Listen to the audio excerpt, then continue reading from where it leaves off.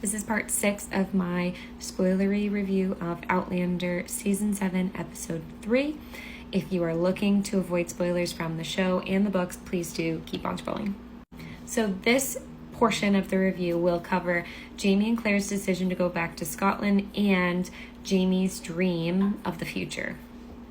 This scene in the show I thought was really, really sweet and beautiful, but it is very different than the books. In the show, Jamie tells Claire that he wants to return young Ian back to Scotland to Jenny. And while that is true in the books as well, this scene actually plays out immediately after their moment sitting on the front steps of the burnt big house, where Jamie asks Claire why she never turns away a sick patient. In the books, Claire then asks Jamie, what do we do next? What should we do? And Jamie tells her that they will go to Scotland to get his printing press and then return to America to fight in the revolution. Another large reason behind them wanting to go back to Scotland is because of all of the unrest at Fraser's Ridge, everything with Malva, everything with him giving up his right as Indian agent.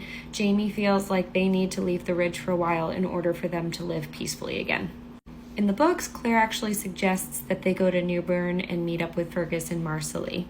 Where Jamie wants to go back to Scotland to get his printing press, Claire thinks that that might be the big reason why he wants to go, is to bring it back for Fergus, but Jamie says no because he doesn't want Fergus and Marcelly's family getting dragged into Archbug and his willingness to attack their family at any time. It is that conversation that leads into this moment in the show where Claire asks Jamie, if and when it happens, where would you prefer that your body be buried? They pull a lot of the dialogue direct from the books in this moment, and after they have that discussion about where they'd like to be buried, Claire asks Jamie, be truthful with me, do you really want to go for your printing press or do you want to go back to Lallybroch? And it is then that Jamie tells Claire that he made a promise to Jenny to return young Ian to her, and he does intend to see that promise through. We also get the famous line that he does not intend to fight across the barrel of a gun against his own son, and unfortunately, we know that that very soon becomes a reality.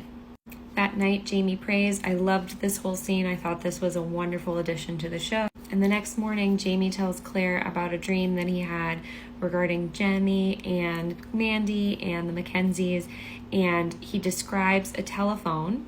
And in the books, Claire knows that he's actually dreaming of the future because she never told him Fiona's name, and she told him what a telephone did, but never what it looked like. So we know that he actually can see the future.